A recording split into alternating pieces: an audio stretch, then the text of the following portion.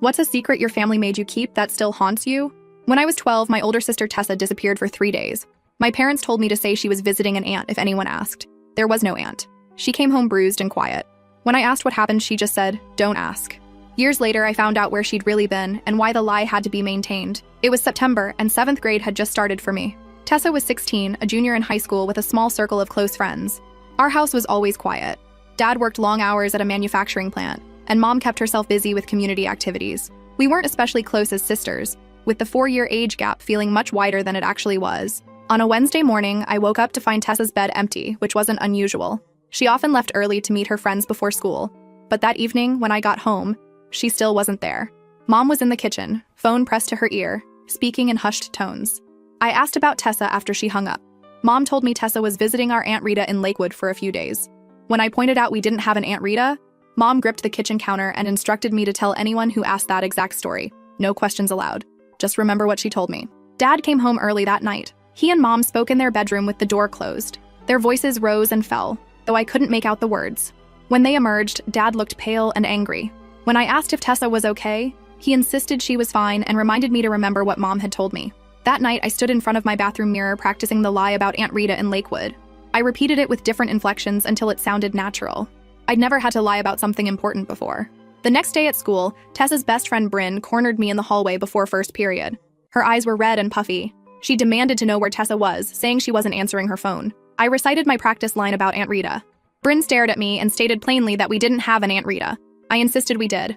I claimed she didn't visit much. She started crying right there in the hallway.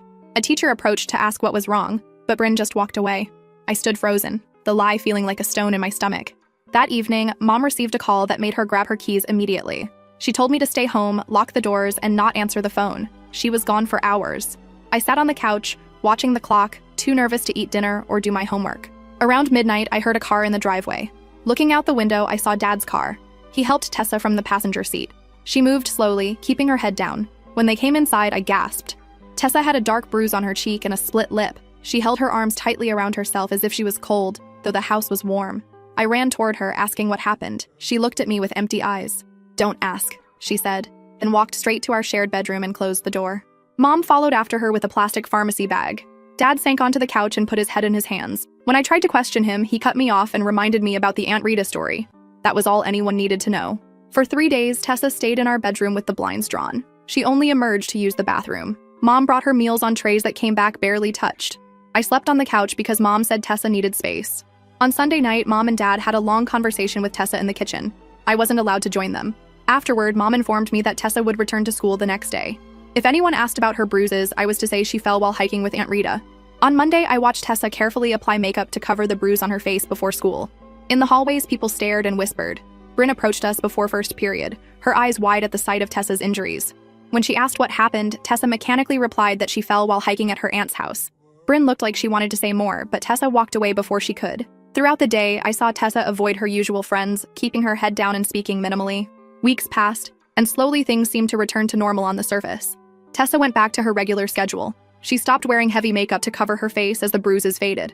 But something fundamental had changed. She stopped having friends over. She came straight home after school. She jumped at loud noises. Once, when we were alone in our room, I tried again to ask what really happened when she was gone. Tessa looked at me for a long moment and told me she needed me to never ask that again. It was better if I didn't know. Months passed, then years. Tessa graduated and left for college 2 states away. She rarely came home even during holidays. Our parents never pushed her to visit. The questions about those 3 days faded to the background of our family life, but never disappeared completely. I was 18 when pieces of the truth began to emerge. Home for my first semester of college for winter break, I was cleaning out my closet when I found an old small box of middle school memorabilia. Inside was my diary from 7th grade, with entries about Tessa's disappearance and return. Reading it brought back all my questions. That night, I overheard my parents talking in the kitchen, not realizing I was home. Mom mentioned seeing Oscar's mother at the grocery store, saying his family had moved back to town. Dad immediately asked if she had said anything about Tessa. Mom replied that she had pretended not to see her, which Dad seemed relieved about. I froze in the hallway. Oscar. The name sounded vaguely familiar, but I couldn't place it. Later that night, I searched through Tessa's old yearbooks until I found him. Oscar Reyes, 2 years ahead of Tessa in school. I vaguely remembered him as Tessa's boyfriend during her sophomore year, before her disappearance. The next day, I drove to Bryn's house. We hadn't spoken much since high school, but her parents still lived in the same house and she was home for the holidays too. When we were alone, I asked her about Tessa's disappearance. Bryn looked uncomfortable and said that was a long time ago. I pressed her, asking if she knew Tessa wasn't visiting an aunt. After a pause, she acknowledged that everyone knew there was no aunt, but my parents had made it clear they weren't supposed to ask questions.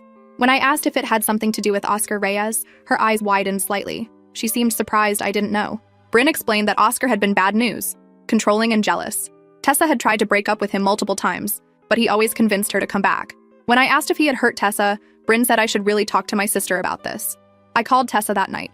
She sounded surprised to hear from me. We rarely spoke on the phone. I told her I needed to know what happened when I was 12, when she disappeared for 3 days. After a long silence, she asked why I was asking about this now. I explained that I was tired of not knowing, tired of having lied for her for years without understanding why.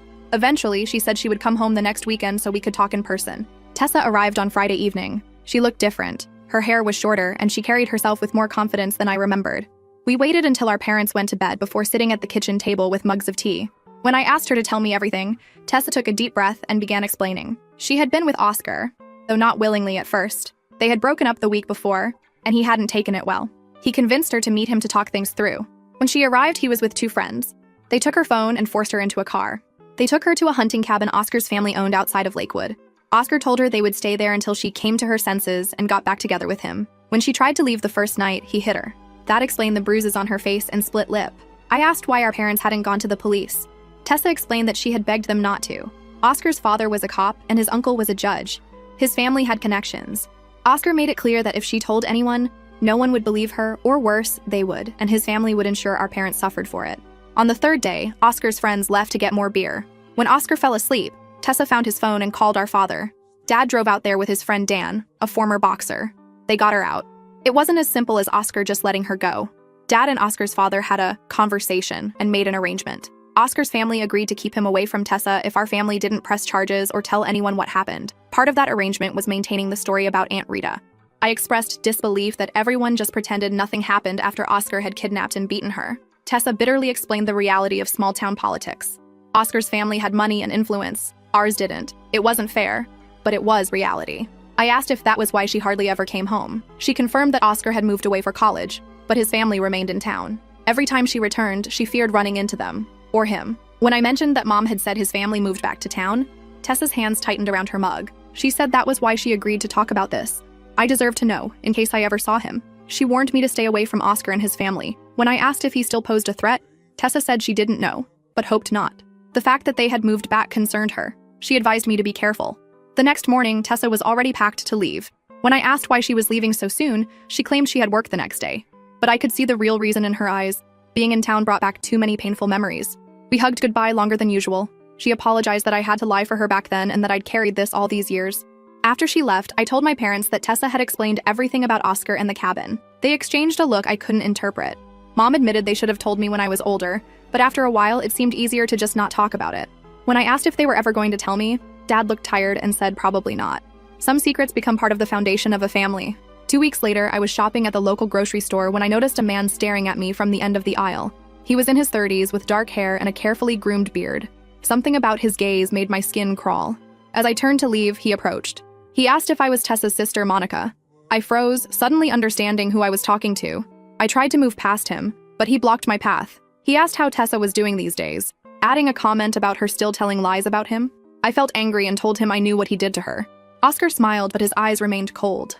He claimed the 3 days they spent together at his family's cabin were Tessa's idea. He said she made up the other story when she regretted it. When I insisted that wasn't true, his smile widened. He told me to ask Tessa about letters she supposedly wrote him afterward, about phone calls. He claimed they had a connection that scared her, and it was easier to make him the villain than admit what she really wanted. A store employee approached, asking if everything was okay. Oscar stepped back and smoothly said he was just catching up with an old friend's family. To me, he added that I should tell Tessa he said hello and that he thought about those 3 days often. That night, I called Tessa and told her about the encounter. She immediately denied writing letters or calling Oscar afterward. I assured her I knew he was lying. I explained that he was in town and had remembered me, even though I was just a kid when everything happened. Tessa said she needed to call our parents because they needed to know Oscar was approaching me. The next day, Dad called Oscar's father. The arrangement was revisited. Oscar's father claimed his son was only in town briefly and would be leaving soon. Dad made it clear that if Oscar contacted me again, the old agreement would be void. A week passed without incident.